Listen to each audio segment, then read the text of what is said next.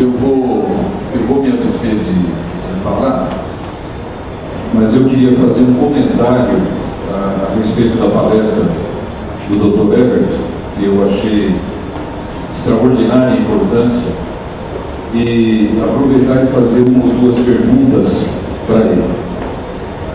Primeiro, fica claro para nós que, por ser uma doença insidiosa de encaminhamento lento e muitas vezes imperceptível, a resistência é muito grande de se convencer os trabalhadores do setor com relação a isso. E esse é um seríssimo problema. A segunda, e que se prende a uma questão de saúde individual, embora seja um problema de saúde pública, mas um problema individual.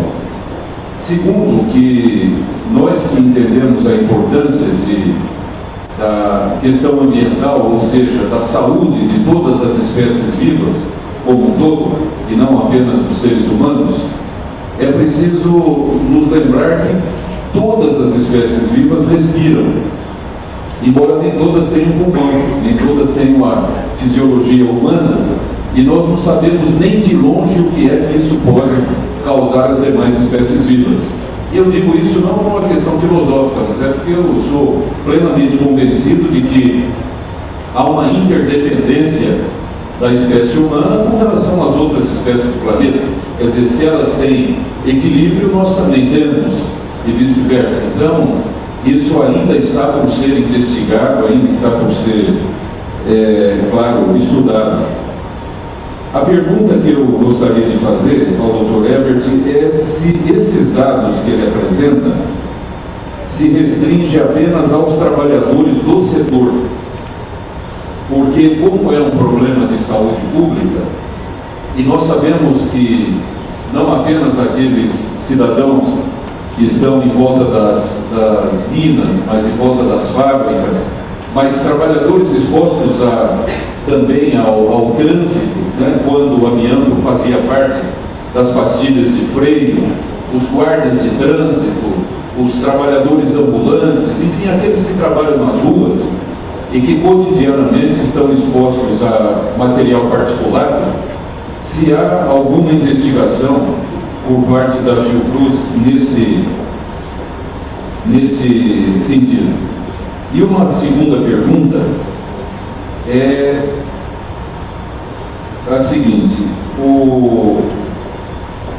foi apresentado apenas os dados, me pareceu, na maioria deles, sobre mesotelioma, que é um câncer altamente invasivo e altamente mortal, como foi dito aqui. Mas nós sabemos que existem outros tipos de patologias, também na área de neoplasias e câncer, que atingem as pessoas submetidas ao amianto, como por exemplo câncer gástricos, alguns tipos de carcinomatose, que são adenocarcinomas, um tipo de câncer altamente invasivo também na região abdominal, na região do abdômen, alguns tipos de câncer de pulmão, não necessariamente os mesoteliomas. Se foi falado mais no mesotelioma pela rapidez da sua mortalidade, ou se de fato há uma incidência maior desse tipo de doença do que das outras doenças já sabidas e consideradas com relação ao amianto. E uma terceira pergunta, se me permite, se esses dados, essas projeções otimistas e pessimistas, aliás, as otimistas que foram apresentadas, como por exemplo, até 2020 termos 7.900 casos de mesotelioma, até 2040, 42 mil casos, se restringem aos trabalhadores do setor, ou se está se fazendo uma perspectiva, uma projeção com o restante da população. E mais uma vez, parabéns pela lucidez e pela concisão da sua exposição. Nós temos também aqui a participação de dois outros trabalhadores, que na sequência darão seus depoimentos, como foi proposto inicialmente aqui a essa mesa. Por uma provocação, no bom sentido, os trabalhadores aqui presentes. Alguns estão voltando, a regra continua a mesma, de regra de seminário mantida pela norma desta casa, assim como vários outros já participamos e quem já aqui é habitual sabe como funciona.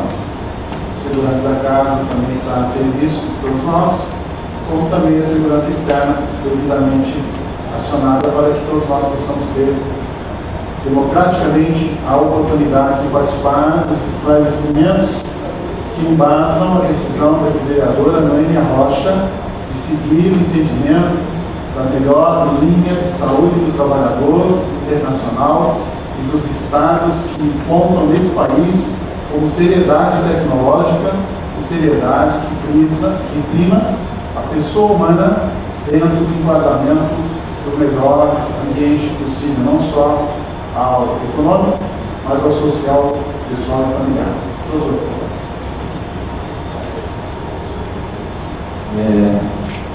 É bastante pertinente todas as perguntas e vou tentar esclarecer, porque realmente o tempo exíguo a gente acaba não abordando todas as faces do problema, né? Mas o amianto ele é um problema de saúde pública, ele não é um problema só de saúde ocupacional. Então, uma coisa que tem que deixar bem claro que foi citado isso, é importante. É claro que no setor ocupacional é onde você tem um impacto mais direto, visível, que você pode controlar mais. Então, existem dados de trabalhadores e dados ambientais.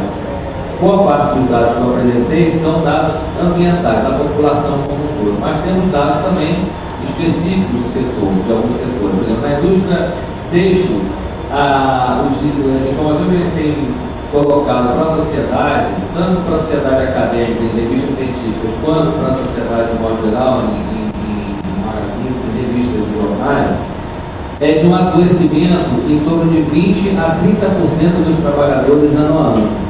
O que significa um impacto elevado para quem está dentro do processo de trabalho. Isso na indústria têxtil. A indústria têxtil tem um risco até mais elevado do que na indústria do fibrocimento, por exemplo, interdite ou indústria de telhas. A indústria têxtil ela gera uma poeira muito fina na fabricação, no momento do PA, e há uma inalação intensa de trabalhadores e trabalhadoras nesse processo. Na indústria do fibrocimento, ela já tem uma redução dessa exposição, mas não tão grande que impedisse o adoecimento. Tanto é que o risco acaba sendo de 5% e 10% no setor da indústria do fibrocimento. Na mineração, um pouco menor ainda, né, porque é céu aberto. Isso, principalmente, quando a gente fala de dados trabalhadores e asbestose. Aí é bom separar assim: a asbestose é uma doença do trabalhador. Você não vai encontrar asbestose, é muito raro encontrar asbestose em quem não trabalhou com amianto, né? Porque como a asbestose é dose dependente, ele precisa ter uma exposição a um determinado nível e ficar 5, 10 anos naquela exposição para ter asbestose. A gente não vai encontrar asbestose em quem não trabalhou com amianto. O que a gente vai encontrar? E aí já para respondendo a segunda pergunta, a gente vai encontrar na população câncer e mesotelioma. Isso a gente tem como mesotelioma como marcador ambiental importante. O câncer de pulmão, que foi a sua segunda pergunta, ela tem um dado importante. O risco para câncer de pulmão, para quem fuma, é de 10 vezes mais comparado com quem não fuma. Ou seja, se eu pego um grupo de fumante e um grupo não fumante e acompanho, eu vou encontrar 10 vezes mais câncer do grupo que fuma do que no grupo que não fuma. Quando eu acompanho um grupo que fuma e trabalha com amianto, esse risco vai para 90 vezes. Quando eu acompanho um grupo que não fuma e trabalha com amianto, o risco vai para 50 vezes. Ou seja, o risco de ter câncer de pulmão trabalhando só com mesotelioma é 50 vezes e para o cigarro é de 10 vezes. E olha que o cigarro é um problema sério de saúde pública em qualquer lugar do mundo. Isso faz, inclusive, com que haja campanhas, propagandas, ambiente livre de tabaco, no mundo inteiro.